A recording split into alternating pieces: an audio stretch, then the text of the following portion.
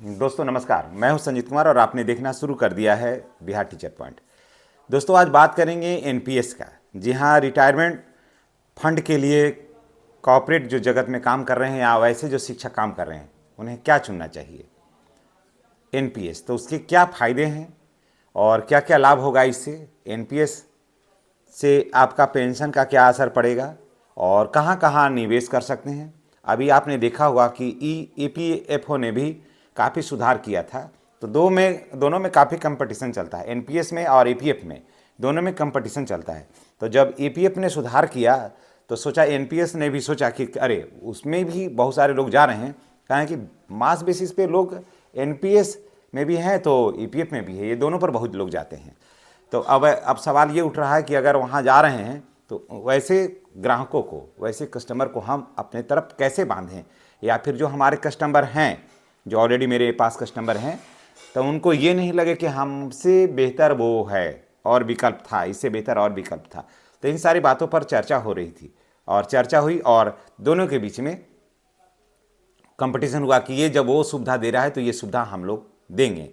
तो आइए हम आज चर्चा करेंगे कि शॉर्ट चर्चा आज है कि रिटायरमेंट फंड के लिए कॉर्पोरेट एनपीएस चुनिए, क्यों चुनिए, इसके बारे में हम आपको बताते हैं। अब सवाल है कि एनपीएस क्या क्या सुविधाएं दे रही है। आप पर निर्भर करता है कि आप क्या चुनिएगा। तो एनपीएस क्या क्या सुविधाएं दे रही है, क्या उसमें मॉडिफाई करके लाया है एनपीएस, आइए थोड़ा इसको हम लोग जानते हैं। और ताकि इसमें आपको ये पता होगा कि आप ईपीएफ से हैं या एनपीएस से हैं, तो थोड़ा आप इसे जान लीजिएगा। नेशनल पेंशन स्कीम यानी एनपीएस में 2025 में कई बदलाव हुए हैं, समझ गए, कई बदलाव हुए हैं। उनमें अब इसमें 100% तक इक्विटी में निवेश की अनुमति है। आप इसमें 100% तक जो है ना, इक्विटी में आप निवेश कर सकते हैं।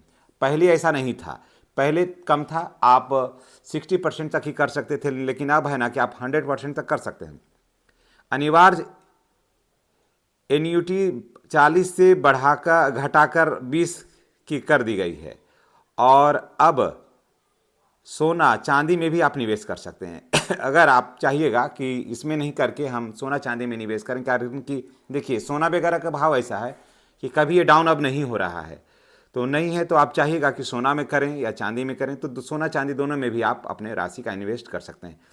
इन बदलावों से लंबे समय से रिटायरमेंट फंड बड़ा बन सकता है। जैसे आप रिटायर हो रहे हैं, रिटायरमेंट का जो दायरा है वो आपका बड़ा है, तो आपका लाभ जो है ना वो बहुत बेहतर हो जाएगा। कम अनिवार्य इम्यूनिटी से पैसे पर ज़्यादा कंट्रोल होगा और 15 साल तक एग्जीक्यूटिव का विकल्प इससे काफ़ी लचीला बन रहा है।